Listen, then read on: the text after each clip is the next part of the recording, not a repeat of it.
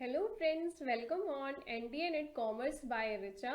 Friends, आज हम business management part 5 में बात करने वाले हैं टेक्निक ऑफ साइंटिफिक मैनेजमेंट के बारे में। ठीक है, हम बात करेंगे टेक्निक ऑफ साइंटिफिक मैनेजमेंट के बारे में, जो कि एफ डब्ल्यू टेलर ने दी थी। यानी कि हमने पार्ट 4 में एफ डब्ल्यू टेलर की जो थ्योरी है, जो प्रिंसिपल है, उसको हमने कवर किया था।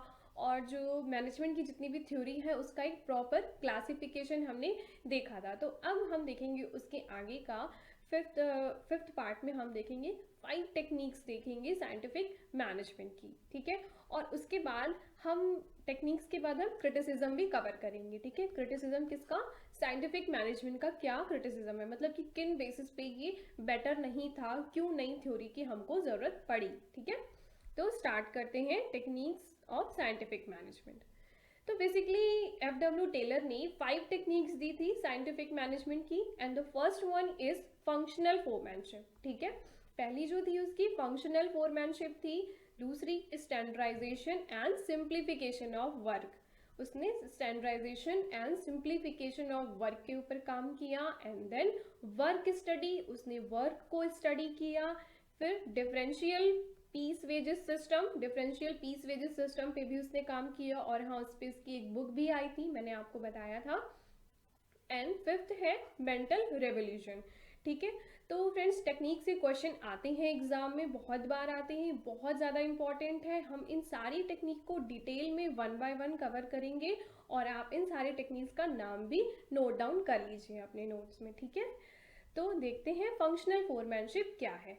फंक्शनल फोरमैनशिप ने उसने बताया कि कोई भी single person could have all the quality, मतलब कि कोई भी सिंगल पर्सन के पास सारी क्वालिटीज नहीं होती है। ठीक है, कोई किसी चीज में परफेक्ट होता है, कोई किसी चीज में परफेक्ट होता है। ठीक है, जैसे किसी की सिंगिंग अच्छी है तो किसी का डांस अच्छा होता है, कोई पढ़ने में अच्छा होता है। उसी तरीके से उसने कहा कि कोई भी सिंगल पर्सन ऐसा नहीं है कि जिसमें सारी क्वालिटी इंक्लूड हो। ठीक है, और दूसरा उसने बताया therefore he come up with the idea that managerial activity should have divided into the 2 part। ठीक है, तो उसने कहा कि कोई भी पर्सन परफेक्ट नहीं है, और इसलिए उसने पूरे सभी काम को 2 पार्ट में डिवाइड कर दिया। ठीक है, तो एक काम उसने कहा कि प्लानिंग एक साइड के लोग करेंगे और प्रोडक्शन एक तरफ के लोग करेंगे। मतलब बेसिकली उसने जो डिवीजन किया, एक तरफ कहा प्लानिंग वाले होंगे और दूसरी साइड प्रोडक्शन वाले होंगे। उसने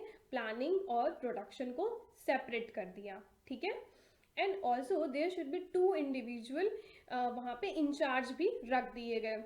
यानी कि जो प्लानिंग वाले हैं उनके लिए एक इंचार्ज हो गया, और जो प्रोडक्शन वाले हैं उनके लिए भी एक इंचार्ज हो गया। इंचार्ज मतलब कि जो कि देखेगा कि हाँ, काम प्रॉपर वे में हो रहा है, मतलब प्लानिंग सही हो रही है या नहीं हो रही है, और प्रोडक्शन भी किस तरीके से हो रहा है, अच्छे से काम हो रहा है कि नहीं हो रहा है। ठीक है, तो अब देखो फंक्शनल फोरमैनशिप में प्लानिंग इंचार्ज, ये वाले हो गए प्लानिंग इंचार्ज, एंड इधर हो गया प्रोडक्शन। ठीक है, इधर हो गए प्रोडक्शन वाले लोग। अब प्लानिंग में क्या हुआ कि प्लानिंग में ग्रुप के लोग ऑर्गेनाइजेशन के अंदर बैठ करके वो प्लानिंग करते थे, एंड प्रोडक्शन वाले प्रोडक्शन की तरह, मतलब जो शॉप फ्लोर लेवल पे काम करते थे। ठीक है, और प्लानिंग को ध्यान याद रखने के लिए बहुत इजी है कि इसमें सारे क्लर्क ही होते थे। ठीक है, यहाँ पे सारे क्लर्क ही होते थे, और प्रोडक्शन इंचार्ज में सभी बॉस होते थे। ओके, एंड देखिए प्लानिंग इंचार्ज में कौन कौन होता था? Instruction card clerk. ठीक है, प्लानिंग इंचार्ज में instruction card clerk, root clerk, time and cost clerk, and disciplinarian होता था। ठीक है, और यहाँ पर प्रोडक्शन में होता था हमारा speed boss, gang boss, repair boss, and instructor. ठीक है, और यहाँ पर इंस्पेक्टर होता था। तो देखिए जो इंस्ट्रक्शन कार्ड क्लर्क होता था वो हमें सारी चीजें पेपर पे लिख करके देता था कि काम को कैसे कैसे करना है। ठीक है, रूट क्लर्क क्या करता था? रास्ता बताता था। ठीक है, वो हमें पाथ दिखाता था। एंड टाइम कॉस्ट क्लर्क क्या होता था? टाइम कॉस्ट क्लर्क ये देखता था कि सारी चीजें टाइमली हो रही हैं या नहीं, कितना टाइम लग रहा है, एफिशिएंट इफेक्टिव टाइम मैनेजमेंट हो रहा है कि नहीं हो रहा है ऑर्गेनाइजेशन में। ओके, एंड डिसिप्लिनेरियन इन सभी चीजों को चेक करता था। तो इसको याद करना बहुत आसान है फ्रेंड्स। यहाँ पर क्या होगा, इसमें होगा हमारे सी के बाद क्या आएगा डी, और यहाँ पर होंगे सारे बॉस यानी कि बी, और उनके इंस्पेक्शन के लिए होता था यहाँ पर इंस्पेक्टर। ठीक है, तो याद रखना बहुत आसान है, इसमें सी के बाद डी होगा और इसमें बी के बाद आई होगा। ओके, अब हम इन सभी को वन बाय वन देख लेते हैं। तो प्लानिंग इंचार्ज क्या हुआ, planning in charge is responsible for the formulation. ठीक है, क्या फॉर्मुलेट करेगा, वो पॉलिसीज को फॉर्मुलेट करेगा, स्ट्रैटेजी, काम को किस तरीके से करना है, प्रोसीजर को बताएगा, कैसे ऑपरेशन होना चाहिए, इन सारी एक्टिविटीज को प्लानिंग बताएगा। प्लानिंग का काम है इसको बताना, ठीक है, कि काम को किस तरीके से करना है। ओके, एंड देन आता हमारा instruction card clerk. Instruction card clerk क्या करेगा, वो चीज़ों को डायरेक्ट करेगा, डिटरमाइन करेगा, एक तरीके से कह सकते हैं हम कि हमको एक पेपर पे लिख करके बताएगा कि कैसे काम करना है। Instruction card clerk will determine and direct how the work has to be perform. वो पेपर पे एक फॉर्मेट प्रिपेयर करके देगा, ठीक है। एंड रूट क्लर्क क्या करेगा, he decide what all to be done, कि किसको क्या करना है स्टेप बाय स्टेप। वो एक पाथ दिखाएगा, समझ लीजिए, वो क्या करेगा, पाथ दिखाएगा, वे, रास्ता बताएगा कि कैसे चलना है, ठीक है। फिर आता है हमारा time and cost clerk, the person who determine the time limit. ठीक है, अब हमें ये तो पता चल गया कि काम क्या क्या करना है, और अब जो टाइम एंड कॉस्ट क्लर्क होगा वो टाइम की लिमिट रखेगा कि इस टाइम ड्यूरेशन में इतना काम हो जाना चाहिए, ठीक है। in which the work is to be completed and the cost involved is carrying out, मतलब कि टाइम के साथ साथ, टाइम लिमिट के साथ साथ वो कॉस्ट भी जो इन्वॉल्व होगी उस पर भी ध्यान रखिएगा, ठीक है। एंड डिसिप्लिनेरियन का क्या काम होगा, डिसिप्लिनेरियन आपका काम करेगा, disciplinarian is the clerk who ensure discipline. ठीक है, डिसिप्लिनेरियन का क्या काम होगा कि वहाँ पर डिसिप्लिन होनी चाहिए, फॉलोइंग, सभी लोग रूल्स एंड रेगुलेशन को फॉलो कर रहे हैं कि नहीं कर रहे हैं, काम किस तरीके से हो रहा है, अच्छे से हो रहा है कि नहीं हो रहा, मतलब एक तरीके से इंस्पेक्शन करना, ठीक है। तो जो हमारा प्लानिंग वाले में डिसिप्लिनेरियन का काम है, उसी तरीके से सेम काम इंस्पेक्टर का होता है हमारे प्रोडक्शन वाले पार्ट में, ठीक है। तो ये चारों आपको याद हो गए होंगे आई थिंक। अब हमने इनको तो कवर कर लिया, ये वाले हमारे हो गए कंप्लीट, ठीक है। एंड अब हम करने वाले हैं प्रोडक्शन इंचार्ज को, ठीक है। तो प्रोडक्शन इंचार्ज क्या होता है, production in charge need to take care of all the operation and production in activities, यानी कि प्रोडक्शन इंचार्ज का क्या काम होगा, सभी जो भी चीजें हमारी प्रोडक्शन से रिलेटेड है वो उसका ध्यान रखेगी, ठीक है। और यहाँ पर 4 क्लर्क असाइन किए गए जिनको हम बॉस बोलते हैं, ठीक है। वो कौन कौन से बॉस होंगे, स्पीड बॉस है, गैंग बॉस है। देखो स्पीड बॉस क्या करता है, speed boss is responsible for getting the work on time, ठीक है। काम हमारा सही टाइम पे हो जाना चाहिए, स्पीडली काम को टाइमली करना है, वो सिर्फ और सिर्फ स्पीड पर फोकस करेगा कि काम टाइम पे हो रहा है या नहीं, ठीक है। एंड देन आता है हमारा गैंग बॉस। गैंग बॉस क्या कराएगा, वो look after the available of all equipments, ठीक है। जैसे कि सारी मशीनरी अवेलेबल है या नहीं है, रॉ मटेरियल्स अवेलेबल है या नहीं है, टूल्स एंड टेक्निक्स लोगों को पता है कि नहीं है, सारी एसेसरीज अवेलेबल है या नहीं है। तो गैंग बॉस का क्या काम है, सारी एसेसरीज को अवेलेबल करवाना, ठीक है। एंड देन आता है हमारा रिपेयर बॉस। तो रिपेयर बॉस क्या करेगा कि मशीनरी अवेलेबल है या नहीं है वो तो हो गया, अब वो मशीनरी प्रॉपर वर्किंग है या नहीं है उसको मेक इंश्योर करना कि हाँ ये काम करने लायक है, इस मशीन पर काम करने लायक है या नहीं है। अगर कोई भी चीज़ खराब हो गया है, कुछ टूट फूट गया है या कुछ भी टेक्निकल कुछ सही नहीं है, उसको इम्प्रूवमेंट की ज़रूरत है, तो वो उसे रिपेयर भी करेगा, ठीक है। The repair boss has to take care of repair and maintenance, overhauling, जितने भी मशीनरी है उसका प्रॉपर मेंटेनेंस करना रिपेयर बॉस का काम है। यहाँ पे आप याद रखना गैंग बॉस का क्या काम है, अवेलेबल करवाना, मेनली ये फोकस करेगा अवेलेबिलिटी को, और ये फोकस करेगा चेकिंग को कि सारी चीज़ें सही से वर्क कर रही हैं या फिर नहीं। अब इंस्पेक्टर जो आएगा वो क्या करेगा, उसकी रिस्पॉन्सिबिलिटी क्या होगी, he ensure that all the activities, जितनी भी एक्टिविटीज हैं are being carry out in a planned manner, कि जो भी काम हो रहा है जिस तरीके से प्लानिंग की गई थी क्या उसी तरीके से हो रहा है काम या नहीं, या फिर कहीं कुछ इम्प्रूवमेंट की ज़रूरत है, या कुछ गलत हो रहा है, या कुछ आगे पीछे हो रहा है, या टाइम से नहीं हो रहा, जो भी चीज़ें हैं वो पूरा इंस्पेक्ट करेगा। देखिए इंस्पेक्टर का क्या काम होता है, आपके एग्जामिनेशन में भी तो इंस्पेक्टर होते हैं ना, वो क्या काम करते हैं, इंस्पेक्ट करते हैं कि सभी लोग प्रॉपर वे में एग्जाम दे रहे हैं या नहीं दे रहे, कोई चीटिंग तो नहीं कर रहा है। तो वही काम इंस्पेक्टर का भी होता है, ठीक है।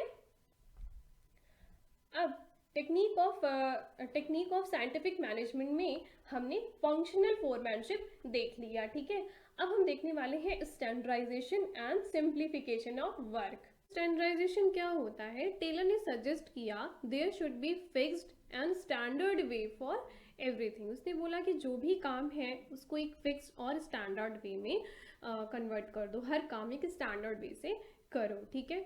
जैसे कि क्या हमारा प्रोडक्शन है, रॉ मटेरियल है, प्रोसेस है, मशीनरी, सारी चीज़ें, वर्किंग कंडीशन, सब कुछ स्टैंडर्ड कर दो। जब हम स्टैंडर्ड कर देते हैं तो क्या होगा, एक फिक्स पैटर्न होगा जो कि हमारे टाइम को सेव करेगा, कॉस्ट को सेव करेगा, ईजी हो जाएगा काम करना, ईजिली वर्क कर पाएंगे हमारे लेबर, क्योंकि उनको स्टैंडर्ड चीज़ें हम बता देंगे कि ये हमारा एक फिक्स पैटर्न है।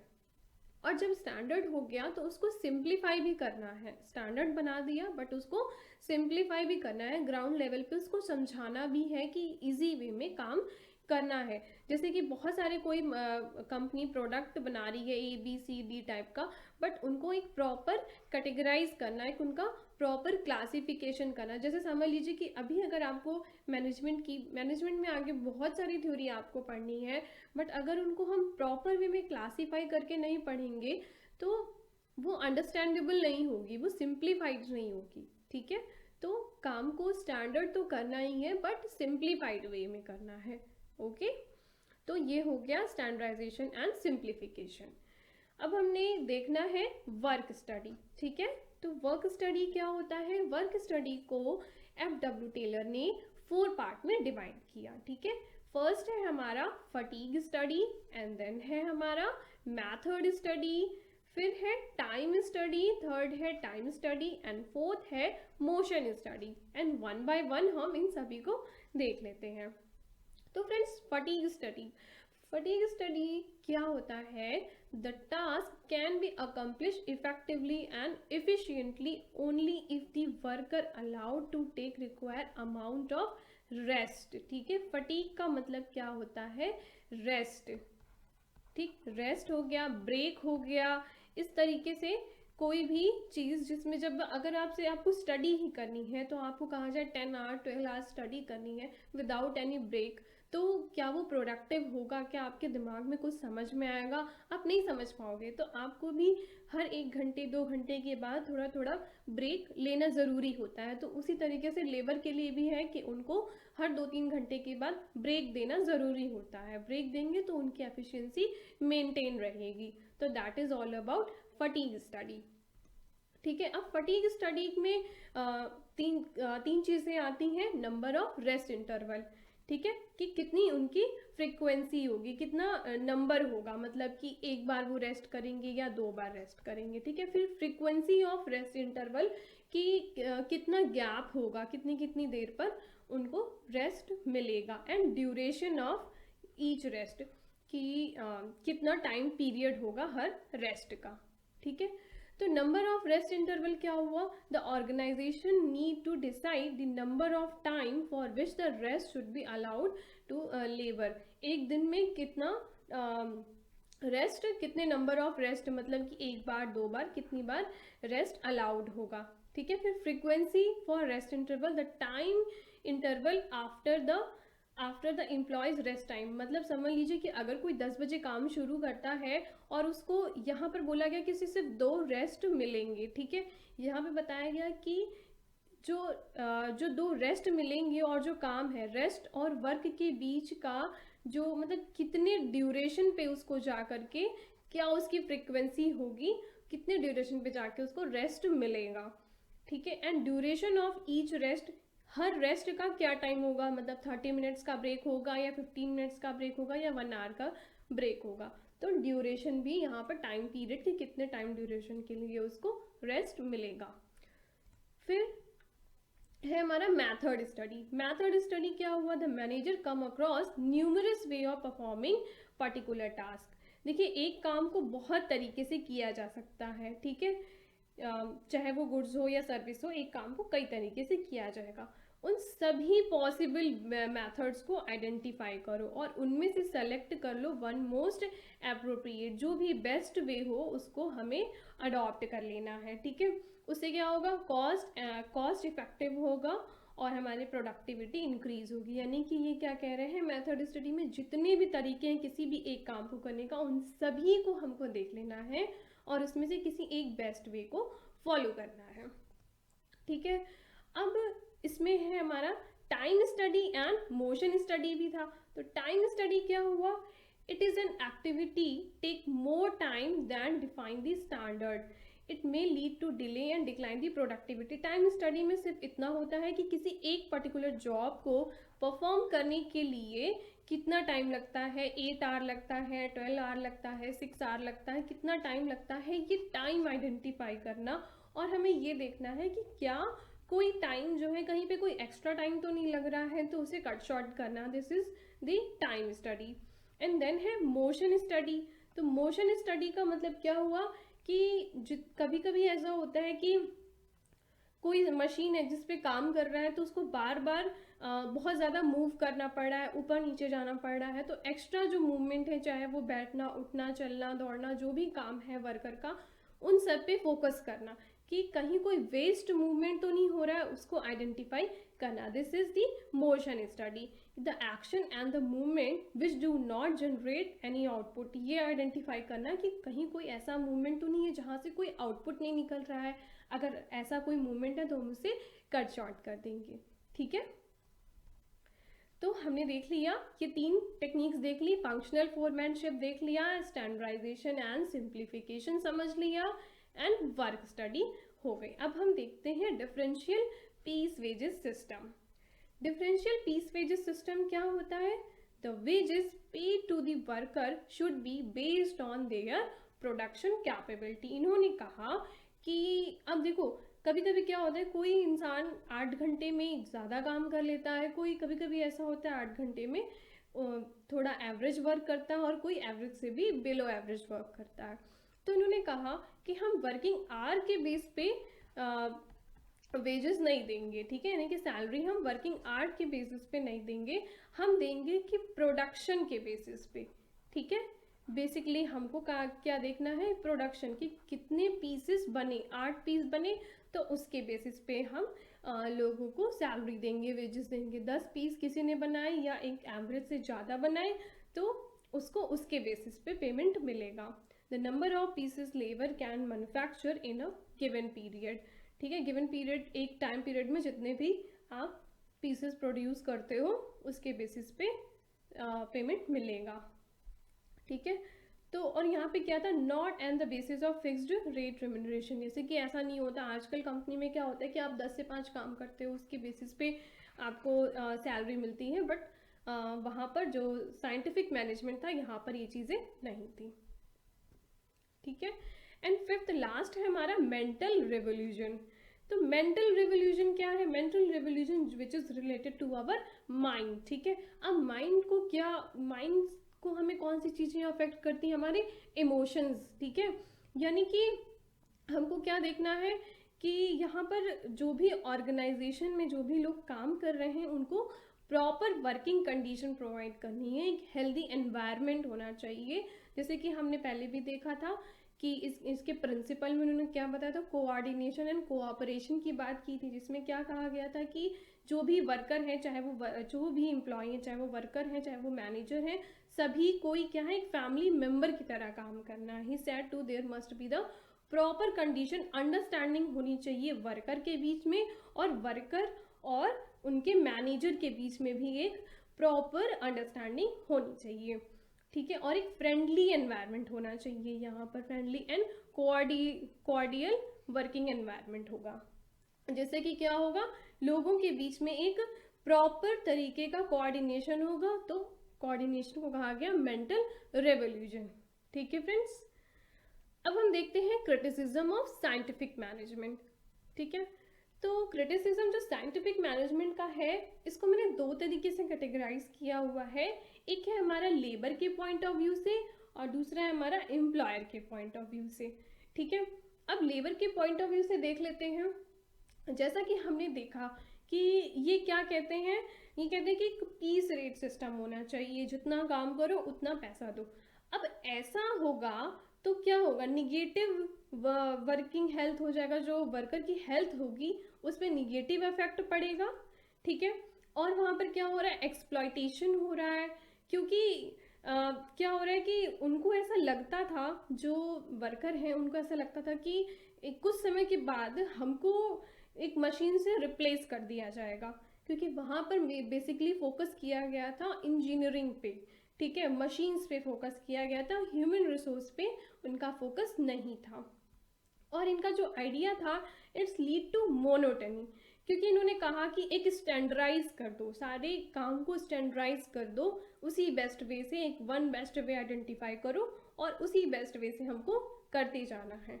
ठीक है, और डिप्लीट दी जॉब अपॉर्चुनिटी, क्योंकि यहाँ पर क्या हो गया, एक फिक्स पैटर्न हो गया, उसी के वे में काम करना है, कुछ इनोवेशन नहीं होगा, कुछ नए आइडियाज़ नहीं आएंगे, तो यहाँ पर जॉब अपॉर्चुनिटीज़ भी कम हो गई। And no scope of trade union, क्योंकि इन्होंने कहा कि हम पीस रेट सिस्टम रखते हैं और जो भी है सब एक फैमिली की तरह वर्क करते हैं, so there is a no trade union. ठीक है, this is all about related to the labour point of view. ठीक है, अब हम देखते हैं एम्प्लॉयर के पॉइंट ऑफ व्यू से। तो एम्प्लॉयर क्या कहता है, एम्प्लॉयर कहता है it is a time consuming process, क्योंकि हम हर एक चीज़ को पहले हम देखेंगे कि कितने तरीके होते हैं काम को करने के, फिर उसमें से हम एक बेस्ट मेथड आइडेंटिफाई करेंगे कि कौन सा सही मेथड है काम को करने का। ठीक है, एंड देन इट इज़ क्या है, एक एक्सपेंसिव अफेयर है, क्योंकि पहले क्या करना है, हमें प्लानिंग प्रोडक्शन को अलग करना है और उसके बाद इन प्लानिंग वाला काम अलग देखेंगे, प्रोडक्शन के लिए अलग इंचार्ज रखेंगे, so it is expensive. Okay, and over production, कभी कभी ऐसा भी हो जाता है, क्योंकि ओवर प्रोडक्शन भी रहता है, क्योंकि यहाँ पर क्या है, पीस रेट सिस्टम है, जब किसी लेबर को ज़्यादा पैसों की ज़रूरत है तो इट मे बी कि वो ज़्यादा वर्क करे, तो यहाँ पे ओवर प्रोडक्शन होने के भी चांसेस हैं। और यहाँ पर कहा गया कि सिर्फ एक ही बेस्ट वे है काम को करने का, डिफरेंट डिफरेंट वे से हम काम नहीं कर सकते, तो यहाँ पर क्या होगा, इनोवेशंस आइडियाज़ को ख़त्म कर दिया जाता है।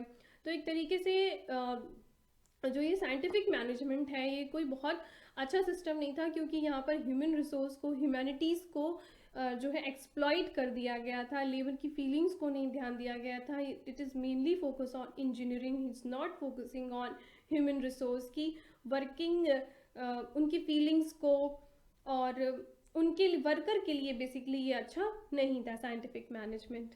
ठीक है, तो फ्रेंड्स आज के लेक्चर में इतना ही, एंड मिलते हैं आपसे आगे आने लेक्चर में। और अगर आपको मेरी ये सीरीज़ अच्छी लग रही हो तो प्लीज़ सब्सक्राइब करना मेरे चैनल को, and I am also available on Facebook, Instagram and Twitter and also on WhatsApp. अगर आपको कोई भी क्वेरी है तो आप कमेंट सेक्शन में या व्हाट्सएप पे आप मुझसे पूछ सकते हैं। And thank you for watching my videos.